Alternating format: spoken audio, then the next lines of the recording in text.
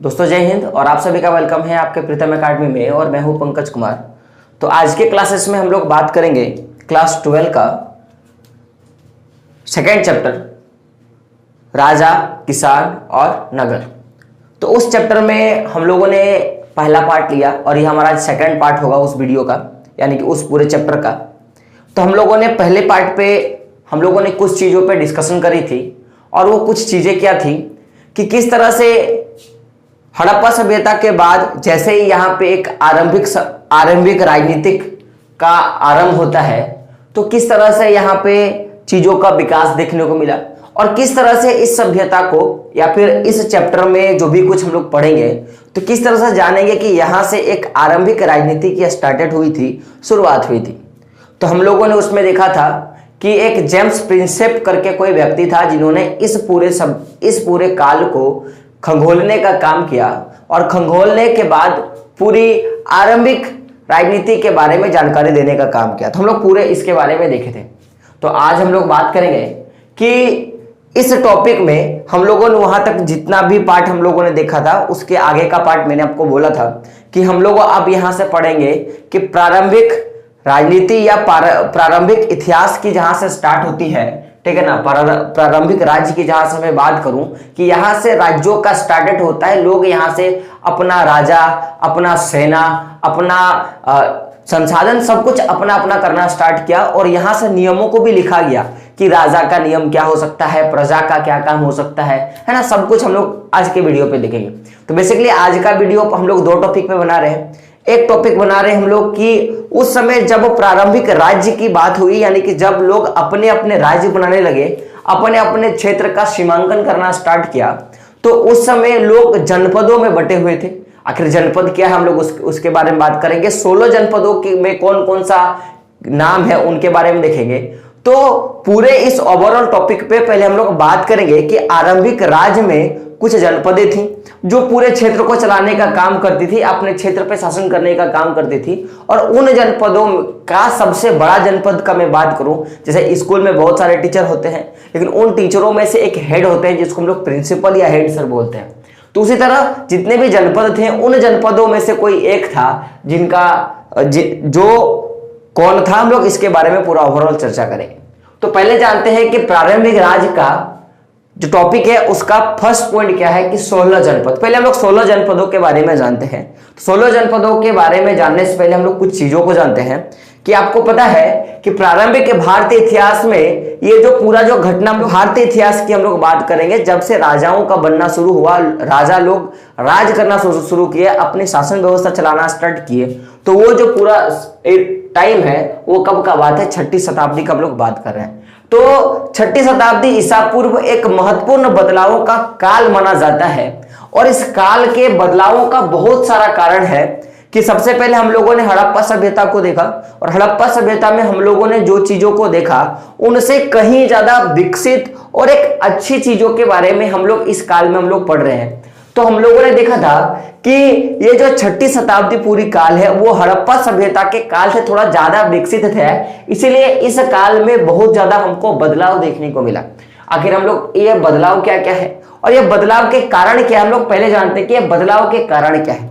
तो इस समय अगर मैं बात करूं इस समय में, तो जो भी आप राज्य का बात करोगे, जो भी शहर का बात करोगे, और खास करके इस समय जिस तरह के लोहे का इस्तेमाल हुआ और साथ साथ में वस्तुओं के आदान प्रदान के लिए एक मानक का उपयोग किया गया जिसको हम लोग सिक्का बोलते हैं, तो इन सब चीजों का बहुत ज्यादा विकास हुआ। तो कभी आपसे क्वेश्चन आएगा कि 6ठी शताब्दी में कैसे कैसे बदलाव आपको देखने को मिला, तो आप क्या बोलोगे कि यहाँ पे राज्यों का बदलाव देखने को मिला, यहाँ शहरों का बदलाव देखने को मिला, यहाँ लोहे के इस्तेमाल की गई वस्तुओं का विकास देखने को मिला और साथ में जो सिक्के हैं उनका विकास देखने को मिला। ये तक मोटा मोटी भौतिकी रूप से हम लोगों ने इनका क्या देखा, विकास देखा। कुछ कुछ ऐसे होते हैं जो सांस्कृतिक चीज होते हैं या शिक्षा की चीजों का भी हम लोगों को इस चैप्टर में विकास देखना है। जैसे इसी 6ठी शताब्दी ईसा पूर्व से धर्मों का प्रचार शुरू हुआ और धर्मों का विकास हुआ, लोगों ने अपनी धार्मिकता को बदला और उसी आधार पर लोग चलना शुरू किया। तो सर अब आपके मन में क्वेश्चन होगा, सर ऐसा कौन सा धर्म का बात कर रहे हो? तो ऐसे कुछ धर्म है, जैसे आप इसी काल पे आप बौद्ध धर्म का और जैन धर्म और साथ साथ और भी बहुत सारे दार्शनिकों के विचारों का विकास हुआ था। इसी छठी शताब्दी ईसा पूर्व से बौद्ध धर्म का, जैन धर्म का और इसी तरह के कई दार्शनिकों का या कई धर्मों का क्या हो गया, इसी काल से विकास होना शुरू हुआ और लोग उस धर्म को मानना शुरू किए।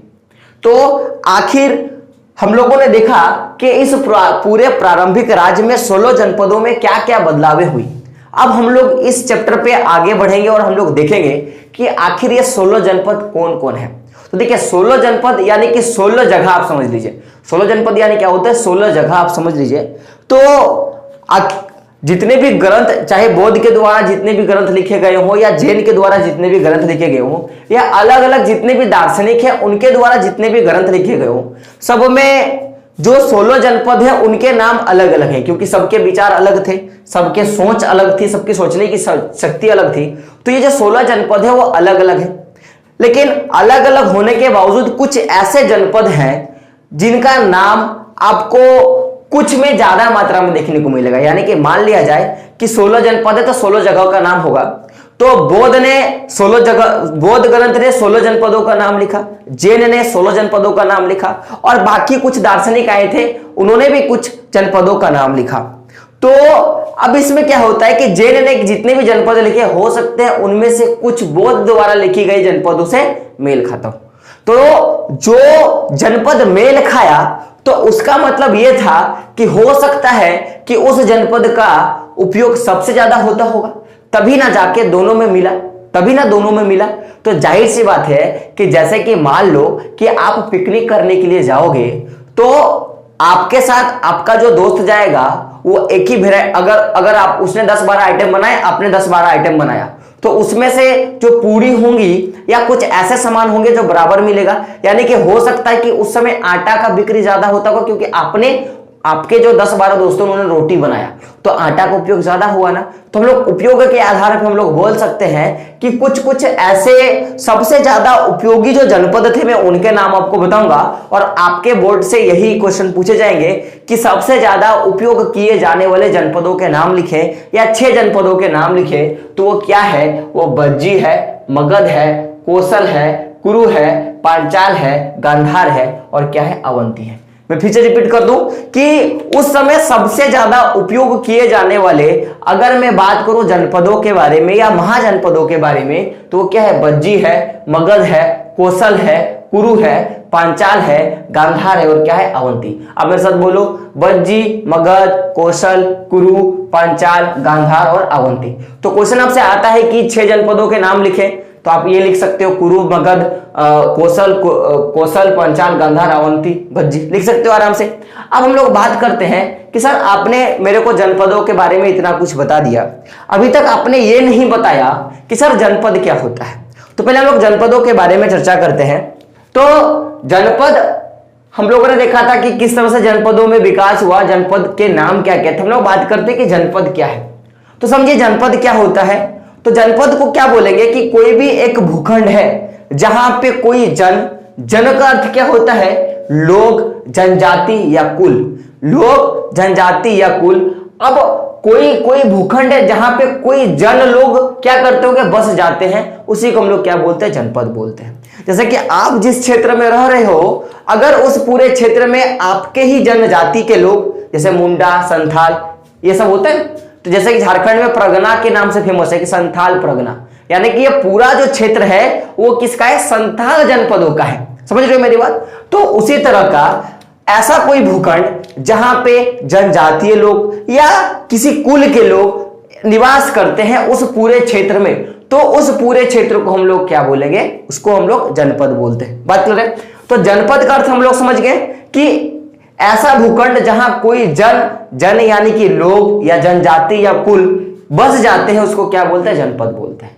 अब वो बात है कि सर ये तो जनपद हो गया, अब मेरे को ये बताइए कि जनपद का राजा कौन हुआ करता था। क्योंकि अब हम लोगों ने पूरा ये जो चैप्टर है हम लोग राजा के बारे में पढ़ रहे हैं, तो याद रखिएगा कि हर एक जनपद का या हर एक महाजनपद का राजा होता था और कुछ कुछ जो जनपद थे उन पे संघ या गण, क्या मैंने बोला कि संघ या गण या संघ क्या करते थे, उन पे राज करते थे।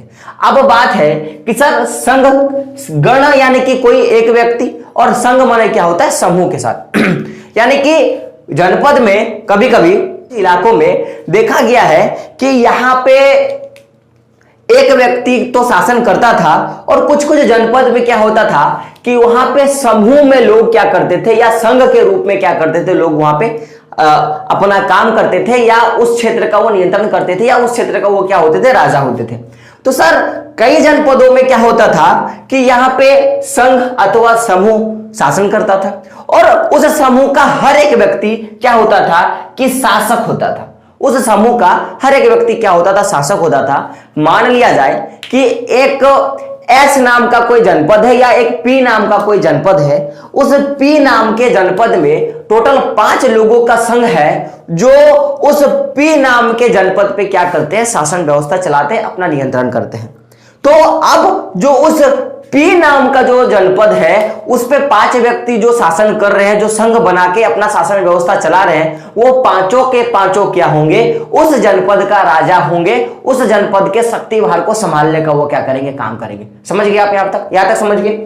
तो जो भी जनपद होता था वो एक भूखंड होता था जहां पे कई जन या कई निवासी रहते हैं। उनमें हर एक जनपद में अपना राजा होता था। कई जनपदों में गण या संघ क्या करते थे कि उसमें राज करने का काम करते थे और हर संघ या समूह का व्यक्ति क्या होता था, राजा हुआ करता था। अब आप बोलोगे सर कि आपने ये जो टॉपिक बोला कि हर संघ में समूह के द्वारा भी शासन किया जाता था, तो क्या झगड़ा नहीं होता था? हो सकता है कुछ पारस्परिक विवाद हो, आपके एनसीईआरटी बुक में वो नहीं है, लेकिन मैं प्रमाण के साथ बोल सकता हूं कि ऐसा ही होता था। और ये आपके बौद्ध और जो जैन ग्रंथ है, बौद्ध और जो जैन ग्रंथ है यानी कि बौद्ध के द्वारा लिखा गया जो ग्रंथ है या जैन के द्वारा जो लिखा गया ग्रंथ है, उस पे इसके बारे में बताया गया है। और ये जो सारी चीजें जो जितने भी आप तीर्थकर का बात करोगे या जितने भी आप धर्म का बात करोगे, उसके बारे में आप चैप्टर 3 में आराम से पढ़ोगे और वो भी मैं ही पढ़ाऊंगा। तो जो भी संघ और गण का या जो भी संघ या गण या जो समूह का जो भी शासन व्यवस्था था, वो आपको बज्जी जो महाजनपद है, 16 जनपदों में जो बज्जी महाजनपद है, उसमें आपको देखने को मिला है। तो भगवान बुद्ध के एक ग्रंथ है, आप उस ग्रंथ का यहाँ पे नाम नहीं बताया गया है आपके एनसीईआरटी में। तो भगवान बुद्ध के ग्रंथ में ये जो बज्जी संघ का मैंने बात किया या बज्जी महाजनपद का मैंने बात किया, तो उसमें यह उल्लेख है कि इस पूरे बज्जी जनपद का नियंत्रण एक समूह के द्वारा किया जाता था। और उस बज्जी जनपद में जो भी भूमि है या जो भी आर्थिक नियंत्रण है वो कौन करता था, तो एक समूह के द्वारा किया जाता था। बात क्लियर है? अब हम लोग बात करते हैं कि हम लोगों ने क्या, आप देखते हो जैसे हमारा एक राज्य होता है, उस राज्य की एक राजधानी होती है। तो पहले जब प्रारंभिक राज्य की जब स्टार्टेड हुई है, जब प्रारंभिक इतिहास का जब स्टार्ट हुआ, जब से राजा महाराजाएं शासन करने लगी हमारे भारत देश में, तो उस समय भी राजधानी हुआ करती थी। तो आखिर 16 जनपद यानी कि 16 जगहों की बात कर सकते हैं, या हम लोग ऐसे बोल सकते हैं कि उस समय जो पूरा भारत है वह 16 जनपदों में विभक्त था, यानी कि 16 अलग अलग राज्यों में विभक्त था, हम लोग बोल सकते हैं। आप बोलोगे हाँ सर। तो हर एक जनपद जो है वो अपना राजधानी बनाता था और हर एक जनपद का या हर एक महाजनपद का एक राजधानी हुआ करता था, और उसी राजधानी से वो अपने पूरे जो क्षेत्र, उस जैसे कि मान लिया जाए कि पी जनपद का कोई एक राजधानी होगा, तो उस राजधानी से वो पूरे पी क्षेत्र की जितने भी आपके जनपद, जितने भी लोग हैं, जितने भी जनजातीय के लोग हैं या समूह के लोग हैं, उन पे नियंत्रण करते होंगे। तो आखिर हर एक महाजनपद की राजधानी होती थी, तो कैसे हम लोग पहचानेंगे सर कि वो उसकी राजधानी हुआ करती थी? आप लोगों ने राजगीर के बारे में सुना होगा। तो राजगीर उस समय भी एक जनपद था, मगध जनपद, उसकी राजधानी हुआ करती थी। हम लोग उसके बारे में भी हम लोग पढ़ेंगे। तो समझिए महाजनपदों की भी राजधानी हुआ करती थी, और ये जो जितने भी जनपद होते हैं, सभी की अपनी अपनी राजधानी थी जो किले से घिरी हुई थी, यानी कि उसके चारों ओर दीवार या उसको किला नुमा या किला बंद कर दिया जाता था। क्यों? क्योंकि उसी में आपको आपके अनाज मिल जाते थे, उसी में आपको ज्यादा मात्रा में सैनिक मिलते थे। यानी कि उस देश को चलाने के लिए जितने भी आवश्यक सामान चाहिए उस पूरे जनपद को चलाने में, तो वो सारे सामान आपको उसी जनपद में मिल जाएंगे। आज हमारे देश को चलाने के लिए जितने भी लगभग जो जितने भी नियंत्रण वाले सामान होते हैं, जैसे कि थल सेना हो गया, इंडियन आर्मी हो गया, एयरफोर्स हो गया, आपका नेवी हो गया, या फिर हम लोग जितने भी कानूनी कार्रवाई करते हैं सब हम अपना केंद्र से करते हैं, राजधानी से करते हैं, दिल्ली से करते हैं। हम लोग झारखंड में हम लोग कहां से करते हैं? रांची से करते हैं। तो उसी तरह का जितना भी नियंत्रण देखने को मिलता था वो कहां से मिलता था? तो वो उस क्षेत्र के राजधानी से मिलता था। तो आखिर इस राजधानी का देखरेख तो कोई करता होगा, नहीं तो कोई भी चोरी करके ले जाएगा। आप लोग फ्रांसीसी क्रांति में देखे हो कि बस्तिल का किला का विध्वंस हुआ, क्योंकि बस्तिल का किला ही उस समय वहां के फ्रांस के जो राजा थे लुइस उसका राजधानी हुआ करता था। वहां पे हमला बोला कि पूरा जो अर्थव्यवस्था है लुइस का चौपट हो गया, और लोग फिर अपनी गतिविधि को शुरू किए और अपना शासन व्यवस्थाओं से शुरू कर देते हैं। तो ये जो महाजनपद होते हैं उनकी जो राजधानी होती है उनकी देखरेख के लिए भी कुछ लोग होते थे, और उस जो पूरी राजधानी थी उसको पहला बात कि उसे किलेबंद किया जाता था, और उसके देखरेख के लिए या फिर वहां पे रहने वाले लोगों के देखरेख के लिए पहला तो प्रारंभिक सेना होता था जो गेट पे ही खड़ा होता था, जिसको लोग दरबान बोलते हैं, जिसको लोग गार्ड बोलते हैं ना। तो पहले जैसे आप किले पे घुसोगे तो पहले ही आपको प्रारंभिक सेना देखने को मिलेगा, और उसके अंदर आपको बहुत सारे नौकर देखने को मिलेंगे जो पूरे उस राजधानी को देखते थे और उस राजधानी पे काम किया करते थे। बात करें तो हम लोगों ने अभी देखा कि जो जनपद होते हैं, तो जनपद क्या है, जनपद का प्रमाण हम लोगों ने देखा, साथ में कुछ जनपदों के नाम देखा, और हर एक जनपद की क्या होती थी, राजधानी होती थी, हम लोग उसके बारे में देखा। और साथ में हम लोगों ने देखा कि किस तरह से बदलाव हुआ वो भी हम लोगों ने देखा। अब हम लोग बात करते हैं कि जैसे जैसे चीजों का विकास होता गया, जनपदों का विस्तार होते गया, और लोग यहाँ पे क्या होने लगे कि एक के बाद एक जनपदों को बनाने लगे, विकसित करने लगे। तो बोला गया ना कि ज्यादा विकास विनाश का कारण है। आप लोगों ने सुना होगा कि ज्यादा विकास किसका कारण है? विनाश का कारण है। और प्रारंभिक इतिहास में जिस तरह का विकास की गति चल रही थी, जिस तरह से आवश्यकताएं बढ़ रही थी, क्योंकि आपको पता है, आप लोगों ने इकोनॉमिक्स में पढ़ा होगा कि जितनी ज्यादा आपकी आवश्यकता होगी आपका विकास उतना ज्यादा होगा, और जब ज्यादा विकास होता है और ज्यादा आवश्यकताएं होती हैं तो कहीं ना कहीं वो आपके विनाश का भी कारण बनता है। तो जिस तरह से विकास हो रहा था तो उस तरह से लोगों की इच्छाएं और लोगों की जो प्रवृत्ति होती है वो बढ़ती जाती थी कि मुझे और चाहिए, मुझे और चाहिए, मुझे और चाहिए। तो वो जब प्रवृत्ति बढ़ने लगी तो उससे राजाओं की नियंत्रण खो बैठी, जनता का नियंत्रण खो बैठा, अलग अलग पैसे के लोगों के क्या हो गए, नियंत्रण खो बैठी। तो उसी के चक्कर में ब्राह्मणों ने देखा कि राजा यहाँ पे अपनी शक्ति का अहम से ज्यादा उपयोग करने लगे। लोग उनके विपक्ष पक्ष ऐसे होता है ना, बहुत सारे झगड़ाएं होने लगी। तो उसके कारण जितने भी ब्राह्मण हैं उन्होंने एक धर्मशास्त्र लिखने का काम किया। क्या किया? एक धर्मशास्त्र लिखने का काम किया। और ये जो धर्मशास्त्र लिखने का मैं अगर टाइम का बात करूं तो ये जो धर्मशास्त्र है ये 6ठी ईसा पूर्व से लिखना शुरू हुआ था। क्वेश्चन आता है आपके पास कि धर्मशास्त्र कब से लिखा जाता था, तो आपको क्या बताना है कि ये 6ठी ईसा पूर्व से, 6ठी शताब्दी ईसा पूर्व से धर्मशास्त्र को लिखना शुरू किया गया। और आपको मैं बता दूं कि पहली बार जब ब्राह्मणों ने धर्मशास्त्र को लिखा तो इसको संस्कृत भाषा में लिखा गया था, और संस्कृत भाषा में ही इसको एक ग्रंथ का रूप दिया गया। अब हम लोग बात करते हैं कि इस ग्रंथ में क्या क्या चीजें थी। इस धर्मशास्त्र में अगर हम लोग बात करें या इस पूरे धर्म ग्रंथ की बात करें तो इसमें जो चीजें बताई गई थी, इसमें बताया गया था कि राजा के सहित जो उनके जो अगल बगल के लोग हैं, यानी कि राजा सहित जो दूसरे लोग हैं उनके क्या नियम और क्या कानून होंगे, राजा की कितनी सीमाएं होंगी, राजा कहां तक अपने प्रजा पे शासन कर सकता है, किस आधार पे शासन कर सकता है, राजा कौन बन सकता है, राजा का काम क्या है, पूरे उस धर्मशास्त्र में लिखने का काम किया गया। और इस धर्मशास्त्र का जो भी नियम था उसको लोगों ने निर्धारण करने का काम किया कि उसमें क्या क्या हो सकता है। और इस धर्मशास्त्र में यह आशा भी किया गया कि आखिर राजा कैसा होना चाहिए, राजा कैसा होना चाहिए। तो इस धर्मशास्त्र के अनुसार जो भी राजा बनेगा वो पहली बात कि वो क्षत्रिय वर्ण का होना चाहिए। केवल क्षत्रिय ही लोग क्या कर सकते हैं, राजा बन सकते हैं।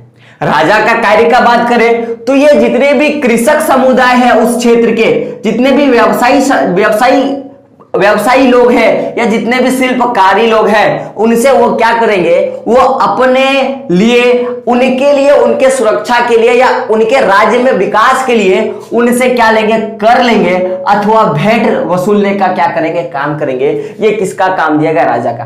राजा का क्या काम था कि वो पहले क्षत्रिय वर्ण का होगा, राजा का कार्य होगा कि कृषक, व्यवसाय और शिल्पकारों की सुरक्षा के लिए, उनके विकास के लिए और उनके ही लिए उनसे कर अथवा भेंट लेंगे, ताकि राजा का भी तो पूरा समाज है ना, उनको बराबरी विकास करने के लिए तो उनके लिए पैसा चाहिए, तो वो कहां से लेंगे, तो एक कृषक, व्यवसायिक और शिल्पकारों के लिए लेंगे।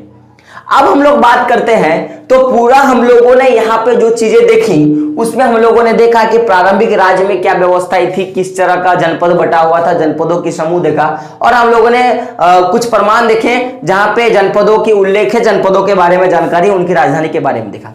अब हम लोगों ने क्या बोला था कि जैसे स्कूल में बहुत सारे टीचर होते हैं, उनका एक हेड मास्टर होता है, उसी तरह ये जो 16 जनपद थे, तो उन 16 जनपदों में से एक जनपद था जो प्रथम था, या मैं बोल सकता हूं कि सबसे हेड था, वो हेड क्वार्टर का काम किया करता था उन जनपदों का, और वो जनपद था मगध। अपने मगध के बारे में सुना होगा, और नहीं सुना होगा तो मैं आपको बता दूं कि चंद्रगुप्त मौर्य मगध का ही प्रशासक थे। अब मैं बात करता हूं कि सर ये मगध जो है वो अभी कहां है, तो वो वर्तमान में हम लोग बिहार के नाम से जानते हैं, यानी कि बिहार का जो जनपद था, महाजनपद था, उसको हम लोग मगध के रूप में जानने का काम हम लोग करते हैं। तो हम लोग बात करेंगे, अभी आपने बोला सर कि जिस तरह से स्कूल का हेडमास्टर, स्कूल के टीचरों का हेडमास्टर होता है, और 16 जनपदों का जो हेड था वो कौन था, मगध था, तो इसमें क्या विशेषताएं थी। हेड सर के पास कुछ अतिरिक्त भार होती है, क्योंकि वो उनके पास अनुभव ज्यादा होता है, तो मगध के पास अनुभव था, और उस अनुभव के होने का बहुत सारा कारण था। तो अगर मैं बात करूं, ये जो 6ठी से 4थी शताब्दी ईसा पूर्व का जो हम लोग बात कर रहे हैं, छठी शताब्दी ईसा पूर्व से 4थी शताब्दी तक की जो हम लोग बात कर रहे हैं, इस समय मगध जो था वो सबसे ताकतवर महाजनपदों में से एक था, और उस समय का सबसे स्ट्रॉन्ग या सबसे ताकतवर जनपद था। उसकी कई वजह इतिहास में बताई गई है, उसमें से कुछ हम लोग वजहों की बात करेंगे। आखिर अगर ये जो मगध जनपद बहुत ज्यादा ताकतवर था, तो उसका तो कुछ ना कुछ तो कारण था।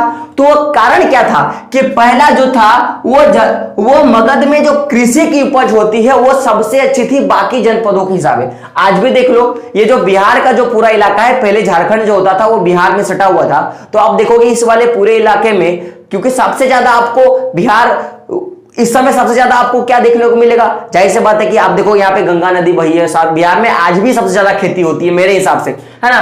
तो वहां पे जो कृषि उपज था वो सबसे ज्यादा क्यों, क्योंकि गंगा और सहायक नदियों से जो दोमट मिट्टी मिलता है उसके कारण यहाँ पे उपजाऊपन क्या था, सबसे अधिक था।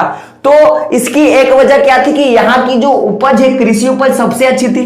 दूसरा क्या होता है कि आप देखते हो कि झारखंड में लोहे की खदान है, उस समय झारखंड बिहार तो एक था, तो झारखंड बिहार एक होने के कारण क्या है कि यहाँ पे लोहा के खदान था, और लोहा का उस समय लोग आयात निर्यात तो करते ही थे। साथ में अगर आपको पावरफुल बनना है, अगर मान लो कि आप एक साधारण इंसान हो और मैं भी इंसान हूं, दोनों साधारण इंसान है, लेकिन मेरे पास खाली एक पिस्टल होगी, एक लोहे की गन होगी ना, तो मैं आपको डरा सकता हूं। आप हाँ बोलोगे, क्योंकि वो मेरी ताकत दिखाती है। तो उस समय जैसे ही लोहा के खदान हमारे यहां, या मैं बोल सकता हूं कि जो मगध के पास थी, तो उसके कारण वो लोग आसानी से कोई भी उपकरण हो या कोई भी जो अस्त्र शस्त्र है वो आसानी से वो बना सकते थे, प्राप्त कर सकते थे। क्योंकि देखो बाकी जितने भी जनपद उनके पास लोहे की खदान नहीं थी, तो उनको अगर कोई अस्त्र शस्त्र बनाने हो तो वो किससे लेगा, वो मगध से मांगना पड़ेगा, और मगध अगर उसका दुश्मन है तो देगा कभी, आप बोलोगे सर नहीं। तो लोहे के खदान होने के कारण हम लोग कोई भी उपकरण और अस्त्र शस्त्र आसानी से प्राप्त कर सकते थे या बना सकते थे, और हम अपने सैन्य को क्या कर सकते थे, आसानी से क्या कर सकते थे, हम लोग और आक्रामक बना सकते थे। और अगर आप लोग देखोगे तो झारखंड में बहुत ज्यादा वन में पाया जाता है, और हाथी भी यहाँ पे बहुत ज्यादा पाया जाता है। तो मगध उस समय झारखंड में मिला हुआ था, बिहार झारखंड एक था, तो ये मगध में वन क्षेत्र होने के कारण यहाँ पे हाथी आसानी से मिल जाते थे। अब आप बोलोगे सर कि इससे क्या फायदा होगा, आपने महाभारत देखा होगा, आपने रामायण देखा होगा, तो रामायण में कहीं तो हाथी का प्रयोग शायद किया होगा, लेकिन महाभारत में हाथी का प्रयोग किया गया था, आप लोगों ने देखा होगा टीवी में। तो हाथी एक अच्छा अंग होता है किसका, सेना का, क्योंकि ये तो अपने ही एक बहुत विशाल आदमी है यार, किसी पे पैर रख देगा तो 10-12 को ऐसे ही मार सकता है। तो इसीलिए देखो सबसे बड़ा इसका जो 4-5 चीजें थी, एक तो कृषि उपज अच्छा था, यहाँ पे लोहे के खदान थे जिसके कारण उपकरण अर्थ शस्त्र आसानी से मिल जाते थे, वन क्षेत्र होने के कारण हाथी मिल जाते थे आसानी से युद्ध लड़ने के लिए। साथ में ये जो आप गंगा नदी हमारे यहाँ पे जो बहा हुआ है, इसके कारण यातायात जो गति थी वो तेज हो चुकी थी, और जो यातायात करने का जो विधि था वो सहज, आसान और सुलभ हो गया था, क्योंकि गंगा नदी बहने के कारण हम लोग की जो परिवहन करना था ना वो सस्ता था, हम लोग नौके पे आराम से जा सकते थे और बहुत सुलभ था। तो ये कब हुआ, जब गंगा नदी हमारे और गंगा नदी के सहायक नदियों के कारण हमको ये बहुत ज्यादा आसानी मिला। और देखो अब अगर मान लो कि किसी क्षेत्र में कृषि भी अच्छी हो रही है, बेचने के लिए आपके पास लोहे हैं, बनाने अस्त्र शस्त्र बनाने के लिए आपके पास लोहा है, आपको परिवहन के लिए आपको आराम से हाथी भी मिल जाएगा, साथ साथ में आप नौका का भी इस्तेमाल कर सकते हो, तो जाहिर सी बात है जब इतना ज्यादा कुछ देखने को मिलेगा तो फिर विकास आपको देखने को मिलेगा। बात क्लियर है। अगर आपके घर की खेती अच्छी हो, आपके पास बहुत सारे ऐसे चीज हो जो दूसरे से अलग है, तो आप आसानी से ताकतवर बन जाओगे ना। लेकिन आप मेरे को बताओ, कुछ ऐसी स्थिति आती है कि लोग ताकतवर होने के अगर उनके पास सब कुछ दे दिया जाए तो लोग उसका सही से इस्तेमाल नहीं कर पाते हैं और वो क्या करते हैं, अपना विनाश कर लेते हैं। क्योंकि मैंने बोला कि ज्यादा विकास विनाश का कारण है। अगर अभी आप देखते होंगे कि बहुत ऐसे बच्चे हैं जिनको घर वाले पढ़ने के लिए एंड्रॉइड फोन दे दिए होंगे, उनको बड़ा बड़ा सीट आपको दे दिया गया है, तो अगर वो अपना एंड्रॉइड फोन का सही से इस्तेमाल करेंगे तो उनके पास नॉलेज आएगा, और अगर वो पबजी और फ्री फायर खेलने में टाइम एक्सपेंड करेंगे तो आपको पता है ना, उनका वही हाल हो गया, विनाश काले विपरीत बुद्धि। तो उनका वही हाल हो जाएगा, विनाश काले विपरीत बुद्धि। तो इसीलिए अगर इतना सारा कुछ है, खाली रहने से ही नहीं होता है, उनका उपयोग करना भी आना चाहिए। तो बौद्ध और जैन धर्म के अनुसार अगर राजा की नीति सही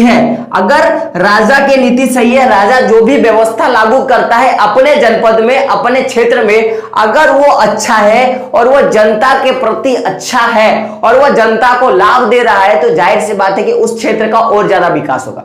ऐसा नहीं कि अभी हम लोग जानते हैं ना कि हमारे पास परमाणु ऊर्जा भी है, हमारे पास सौर ऊर्जा भी है, लेकिन उसका सही तरीके से हम लोग उपयोग नहीं कर पा रहे, इसलिए लोग पीछे है कि नहीं। तो जाहिर सी बात है, क्योंकि आप देखो अरब के साइड में खाली वहां पे तेल है, जिस दिन साला तेल खत्म ना वो पूरा चौपट हो जाएगा। तो खाली तेल होने के बावजूद वो इतना ज्यादा विकास है क्योंकि उन्होंने उनका उपयोग जाना है। तो जैसे ये सारे कुछ उस क्षेत्र में मिले, कृषि उपज मिला, लोहे के खदान मिले, हाथी मिले और भी बहुत सारे कुछ जैसे सारे सामानें मिली, तो उनका अगर उपयोग करना उनको आता तो ये उपयोग कौन बताएगा, तो राजा की नीति तय करेगी कि राजा किस तरह का व्यवहार कर रहा है। उस नीति के कारण ही ये सारा विकास होना संभव था। तो अगर मैं बात करूं, उस समय मगध में कुछ राजाएं थे जो सबसे ज्यादा लोकप्रिय थी, जिनकी नीति सबसे अच्छी थी। तो उन राजाओं में से 2 राजाओं के नाम आप याद रखना, एक बिंबिसार और दूसरा क्या था, अजातशत्रु, जो उस समय सबसे ज्यादा लोकप्रिय मैं बोल सकता हूं राजा था। क्यों? क्योंकि इनकी जो महत्वाकांक्षा थी, इनकी जो लोगों के प्रति जो सोच की भावना थी वो सबसे अच्छी थी, इसलिए ये ज्यादा लोकप्रिय राजा हुआ करते थे। उनका नाम क्या है, बिंबिसार और अजातशत्रु, इसका आप नाम याद रखेगा। अब हम लोग देखते हैं, जिस तरह जनपदों की राजधानी हुआ करती थी, महाजनपदों की राजधानी हुआ करती थी, उस तरह मगध का भी एक राजधानी था। उसके बारे में छोटा सा हम लोग पॉइंट के बारे में डिस्कशन करेंगे। मगध का राजधानी जो था वो शुरुआती स्तर पे क्या था, वो राजगाह था। कहां था, राजगाह। पूछता है कि मगध की राजधानी कहां है, तो आपको क्या बताना है, राजगाह। और राजगाह जो है वो बिहार की जो राजगिरी है, आप लोग सुने ना राजगिरी का नाम, जिसको हम लोग बोध गया के नाम से फेमस है। तो बिहार का जो राजगीर है उसी को पहले राजगाह कहा जाता था। और राजगाह का मतलब होता है राजाओं का घर। क्या होता है, राजाओं का घर। और इसी के कारण जो राजगाह था वो मगध का राजधानी था। इसका सबसे मेन कारण क्या था कि हम लोगों ने देखा था कि जितनी भी राजधानियां होती हैं वो क्या होते हैं, किले बंद होती है, किले नुमा होती है, उनको किले से घेर दिया जाता है। तो ये जो राजगिरी है वो ऑटोमेटिकली पहाड़ियों के बीच में बसा हुआ है। क्या है, पहाड़ियों के बीच में बसा हुआ है। और ये पूरा जो नगर है वो किलेबंद नगर था, जिसके कारण ये जो पूरा जो राजधानी है राजगिरी स्थापित किया गया। और इसका बहुत अच्छा रीजन है, अगर मान ले कि आपका जो सबसे ताकतवर जगह है उसको आप किसी खुले क्षेत्र में छोड़ दोगे तो चारों तरफ से आक्रमण हो सकती है ना, लेकिन अगर वो छिपा हुआ है, चारों तरफ से किले से बंद है, तो लोग आक्रमण ही नहीं कर सकते। तो आप अपनी जो धन दौलत जितनी भी नीतियां होती है आप उसको क्या करके रख सकते हो, बचा के रख सकते हो। तो इसीलिए जो राजगाह है उसको राजधानी बनाया गया, क्योंकि ये पहाड़ियों के बीच था तो लोग किधरों से आक्रमण नहीं कर सकते थे। आक्रमण करने का बस एक रास्ता होगा जो मुख्य द्वार होता था, और ये जो पूरा था वो किलेबंद नगर था। साथ में आप अगर मैं बात करूं कि ये जो आज राजगाह को हम लोग पटना के नाम से जानते हैं, किसके नाम से जानते हैं, पटना के नाम से जानते हैं। और राजगाह का बात करें तो राजगाह को आने जाने के लिए, क्योंकि ये जो बिहार से पटना अगर जाना होता था तो उनके लिए वो लोग गंगा नदी का प्रयोग करते थे और आसानी से आ जा सकते थे। और ये गंगा नदी एक अच्छा खासा रोड़ा था दुश्मनों के लिए, क्योंकि उनको गंगा नदी पार करना होता था तभी जाकर वो आक्रमण कर सकते थे। तो इसी कारण से राजगाह को क्या बनाया गया, यहाँ की राजधानी बनाएगी। तो आई होप आपको ये समझ में आ गया पूरा टॉपिक, ठीक है। तो मैं बोलूंगा दोस्तों कि जो लोग चैनल पर नए हो तो क्या करना है कि प्रीतम आर्ट्स अकेडमी को सब्सक्राइब कर लेना है और बेल का आइकन प्रेस कर देना है, ताकि मैं जितना भी वीडियो डालूं उसकी नोटिफिकेशन सबसे पहले आप तक पहुंच सके। तो दोस्तों मिलते हैं अगले वीडियो में, तब तक के लिए जय हिंद, जय भारत और आपका दिन शुभ हो।